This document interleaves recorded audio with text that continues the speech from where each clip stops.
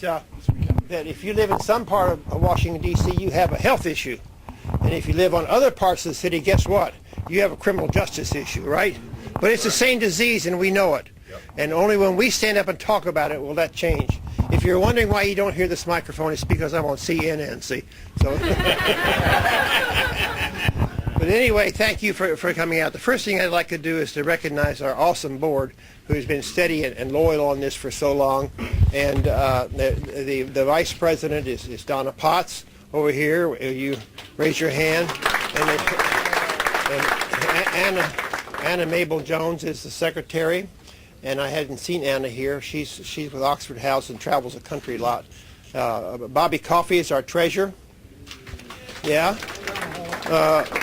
Rob Fleming is our communications person, a board member of long standing. Cassandra Ball is a board member.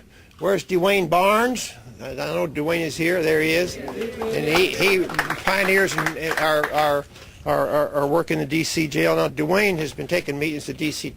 detox until they stopped detox for over 30 years. He's really a pioneer in this business. And Richard Watson is over here. And we just celebrating recently 3 new board members. Kathy Cashel. Where's Kathy? Back there. Okay. And Courtney Stewart. Where's Courtney? Okay. Many of you know Courtney's pioneering work with the Reentry Network. And finally, James Billy. Where's James? Over here? Very good. So this has been an awesome board, and we're very proud of them. I'm going to say, probably not for this microphone, but we're very pleased to have 2 former board members in the government right now. And Steve Gaudet joins us. He's a pioneer with us, and Steve was well known for helping us organize the conferences in the early Recovery Month operations that we had, and spark plug our Recovery Month celebration there. Well, we're here to mark a couple of very, very interesting milestones for us that we've looked forward to a long time. The first is to hire our first executive director. Where's Kirk Frazier? Kirk. And we're just pleased to have Kirk. And Kirk went to Connecticut, where he became credentialed in the recovery coaching field and training that. And so when we open this office here, it's to meet our long-time goal for DCRCA membership and associates to be the peer-to-peer network of people who take this special training, become certificated to do recovery coaching. Now, what is that? Recovery coaching is that post-treatment modality that science has shown and the recovery community has been willing to provide that extends the relationship that a newcomer has in establishing their recovery life. Everybody knows this disease didn't start in 30 days, and it's hard to get rid of in 28 days, isn't it? and the science tells us that there's 2 big gaps in our care of this disease. The first one is at the front end, and the primary care people are not the people who recommend people get treatment, is it? It's more likely the police officer, or sometimes the pastor, and often the wife. But the primary care needs to come up to the table, and they need to be referring people. That's one gap in our society. The other gap is right after intensive care. After intensive care, things go away, and people lose track, and first thing you know, they're back up at the front door again. And that's not only inappropriate for handling a disease, it's very expensive in society and expensive to families and individuals. So this recovery coaching addresses that gap, and we're so proud to do that. And I hope that you'll visit our website and that you'll pick up some literature. And those of you who are eligible to become recovery coaches, you need to talk to Kirk and get an application tonight. The next recovery school is on June 6th to the 11th. And it'll be right here in the training room that you saw tonight, and you will get a credential for that and be credentialed to do that service. So that's the first celebration. The other celebration is that we have become recognized and a partner in the National Council of Alcoholism and Drug Dependence. We've all long worked with the national movement, but we are now officially designated the affiliate for Washington, D.C. Let's hear a hand for that. There you go. And to help us celebrate that, we have Bob Lindsey, the national president, here. Now, it wasn't always popular for people in long-term recovery to be involved in what we're doing here tonight. In fact, for many years, people ran from this opportunity. In some ways, we didn't really consider it part of full recovery to grab our citizenship responsibilities. And you know, that happened, really, we had to be pushed into the wall in the 90s when the insurance industry decided not to pay for this disease. They said it was a charitable enterprise. This was a job of the Salvation Army. This was not a job for the healthcare system. And then that's what finally mobilized many people across this country. And that mobilization at one time was led by Senator Harold Hughes from Iowa, who was author of the Hughes Act. And I worked with him in the early 90s when the first rumblings of people coming together where we're talking about doing this kind of advocacy work. The kind of thing that people do if you're a survivor of cancer, you do it automatically. If you're a survivor of diabetes, you do it automatically. But for us, it was not automatic. But I can tell you that as we started that work, there was one person who had been in the field a long time, and I was working with Senator Hughes here, and Bob Lindsey had worked as a marketing person for the Betty Ford Center out in the West Coast, but he really wanted to come east. And he got a job on the east side, and his day job was very important to getting his kids through school. But he was so dedicated to what we were doing, he would call me, and he would spend his nights on the phone lining up where, if I was going to say I was going to be in Kansas City, he'd have people me see in Kansas City when I got there. And he has stayed a figure in the field for many years, and for the last number of years he has been president of the National Council on Alcoholism and Drug Dependence. He is really a pioneer in this movement. I'm glad to say he's been a friend of mine for many years, and he has been the person that really has been pushing us to become an affiliate here, and this is a big night for us and for him. Would you please welcome Bob Lindsey? And you get to hold the seat on the mic too. If you don't mind, I'm going to lose my jacket. If that makes anybody else. Oh, thank you. Thank you. All right. I don't know about you, but I could stand here for a very long time, even when it's hot, and listen to Johnny Allen.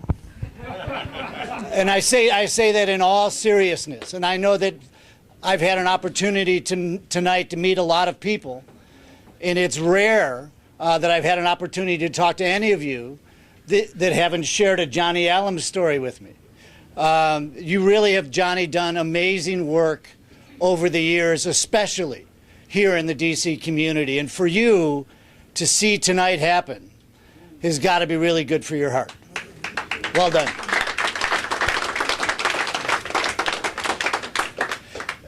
For me, it was interesting as I was thinking about what I might want to say tonight. And a couple of things really hit me. Number one is that this really is all about a celebration.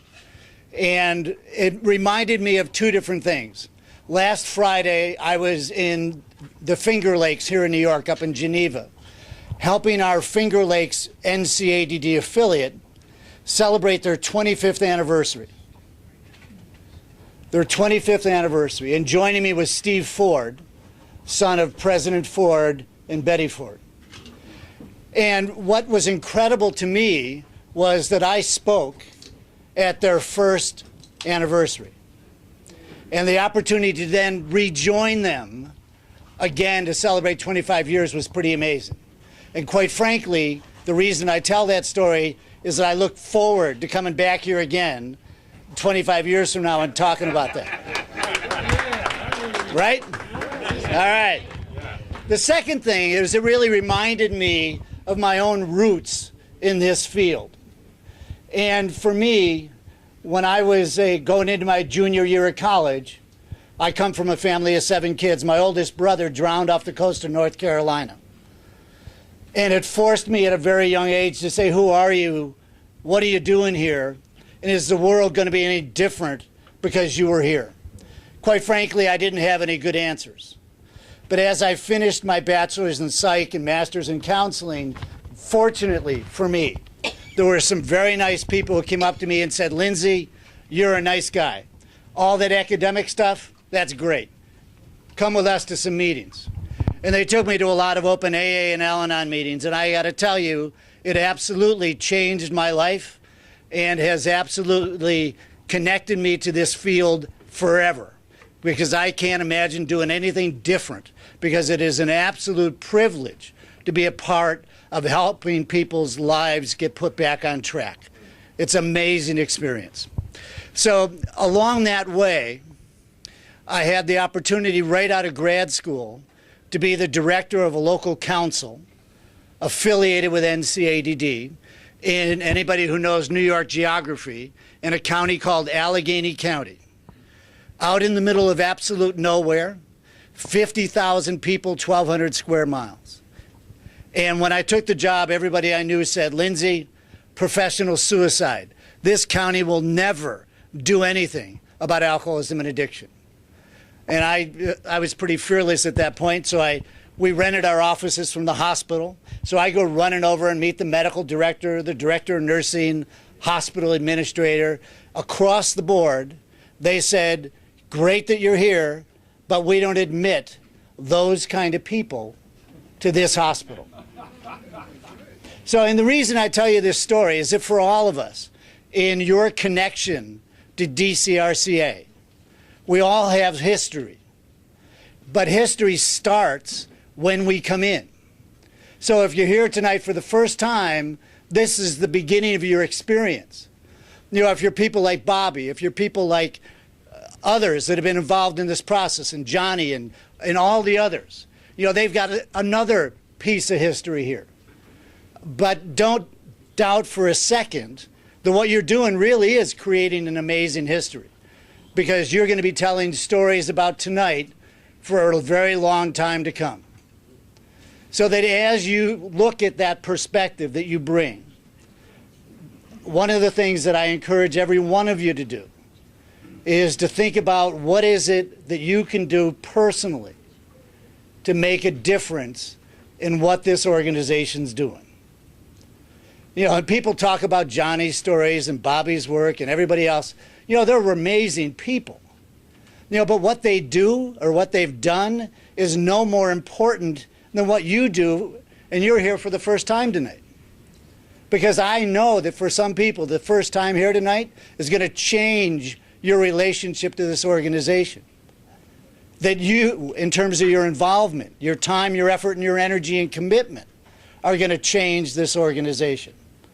So that's the challenge and the opportunity that lies ahead. So some other thoughts I wanted to share with you.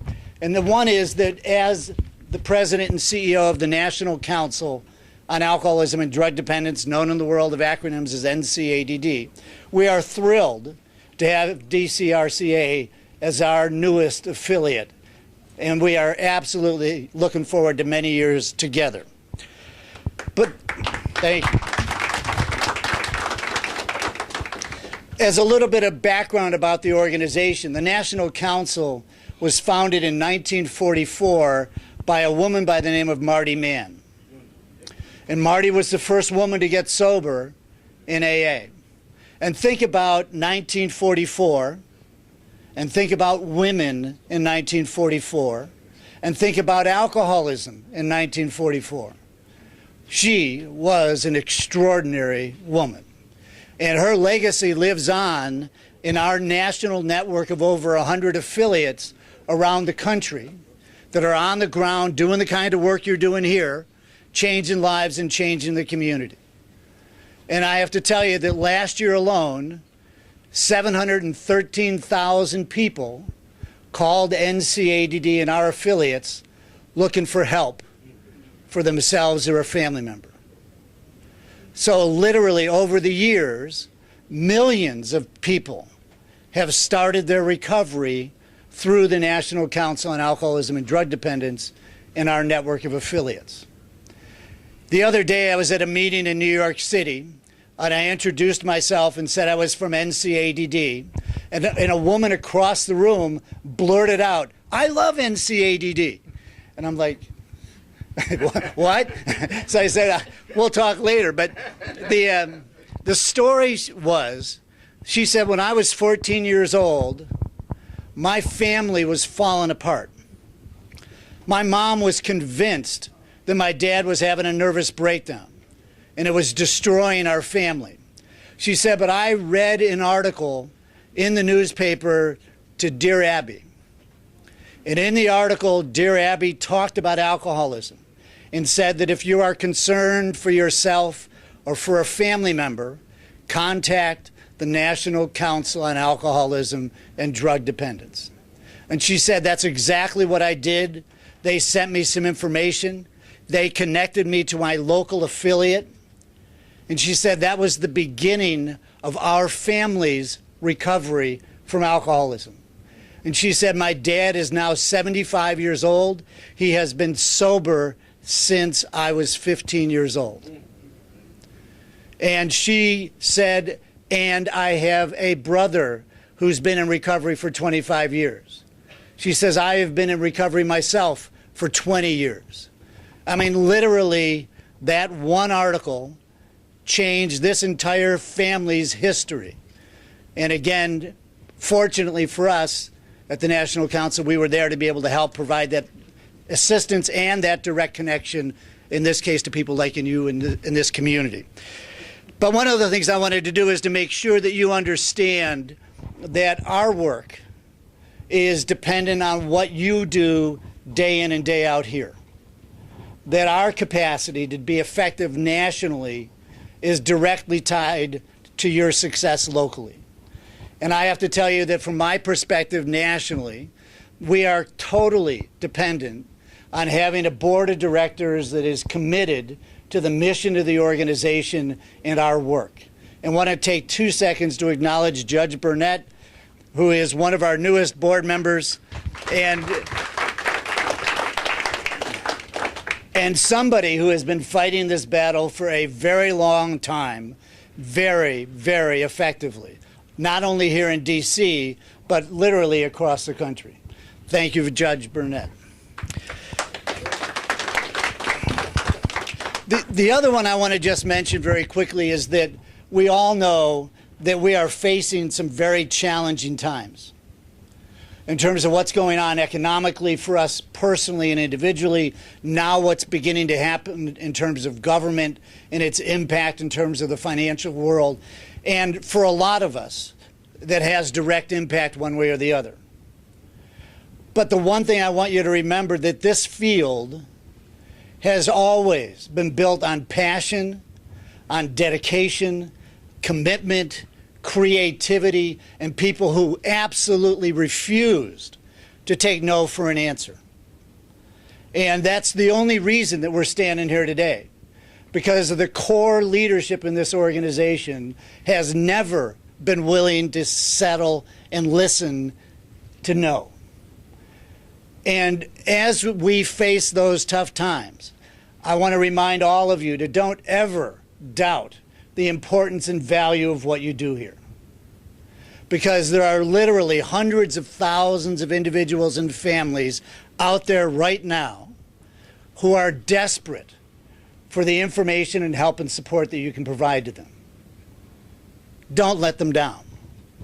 Don't let them down. And then the last thing I want to share with you just very quickly is that last Thanksgiving, as I was heading out to be home with the family, my phone rang at the office. And when it did, I knew if I picked up that phone, I was going to miss the train and be late to be with my family. I picked up the phone. Woman on the other end says, I'm calling on behalf of my family in California. And I'm calling because my mom was dying of her alcoholism. It was destroying her and destroying our family. And she said, we called the National Council because we were desperate. And everybody that we reached out to wasn't able to help. She said, but you referred us to a treatment center that helped my mom and helped my family. She said, my mom just passed away, but my mom died 33 years sober. Thanks for giving us our mom back. So these are stories that all of us that have had the privilege of working in this field can share with each other day in and day out. And what Johnny talked about before, it is time for us to share that message with the public at large so that we can really change what it is they think they know and understand about alcoholism, addiction, and recovery. And I don't doubt for a second that that's exactly what's happening starting tonight going forward here at DCRCA. Thank you for your time and your commitment to be here. Johnny Allen. Thanks so much. Nice to see you. Thanks so much, everybody. I had a couple things we need to talk about. First of all, we are so appreciative of some institutional support that stays with us year in and year out. We have Mike Pickering and David from RAP. We have Mo Brigg and his friends from Colmac. We have Henry Pierce from Clean and Sober. We have Rob Williams from Federal City. We have, I don't see anybody from Second Genesis, but we appreciate and Gospel Rescue Mission, the support of the whole community behind what we do is so meaningful and so important. I also want to say that we always benefit by our food. And I wish you'd give our Vice President, Donna Potts, a little round of applause on her committee and the food. Okay. And there's business to do. I hope that you heed the call that Bob has issued, and that is, what does this mean for you? And specifically, if you think you're material to get a coaching, you need to see Kirk tonight and get signed up for the June 6th class. Okay, and if you are interested in helping out in other ways, like in the jail program, you can see me or Dwayne, or if you want to talk about working in the Recovery Month again this year, you need to see Rob Fleming, and Rob's going to say 2 words about what we can do. That Rob will come up here while I'm talking, but I want to then say that we've had a good party tonight. You have been so important. I can't express how in my heart what it feels like to see our dream come to this level. But believe me, as Bob has said, the dream has just begun. We are about to put in the streets some real services that can turn us, and so that 2 years from now and 3 years from now, when SAMHSA does its household survey, no longer will DC be #1 in the nation in untreated addiction. That's a goal, and we have the power in this room to change those numbers in 2 years. And thank you from the bottom of my heart for you being here tonight and showing that can be done. Rob, you got 1 minute. Anyway, we used to say we have a drug epidemic in America. Well, in D.C. we have a pandemic, which means it's everywhere. And Johnny and Bobby went to a Ward 3 ANC meeting where they showed them the statistics from SAMHSA saying that was one of the worst in the country.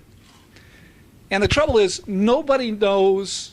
Everybody wants to pretend we don't have a drug epidemic because they think we can't do anything about it. And everybody in this room is proof you can do something about it. And the federal government encourages people all over the country, and now it's gone international, to celebrate recovery during September. It's National Recovery Month. And we've taken the lead in doing that in D.C. these past several years. And I'm coordinating it this year, and I need help. So if you've signed up on our mailing list, you're going to be getting some announcements about it. At the very least, we know we've got Meridian Hill Park booked again for a rally and a concert. We're going to have a health fair. I hope your organizations will come and have a table at the health fair. We're almost certainly going to do a prayer breakfast again. If I find somebody to head that up. We're going to go to a ball game together and show that you can have fun in recovery. And if we can find the money, we're going to do an education conference, one-day education conference like we've done in the past. But, we've been not just anonymous but invisible for so long. Recovery is not a very saleable product because nobody sees the satisfied customers. They just see the failures. They make the headlines.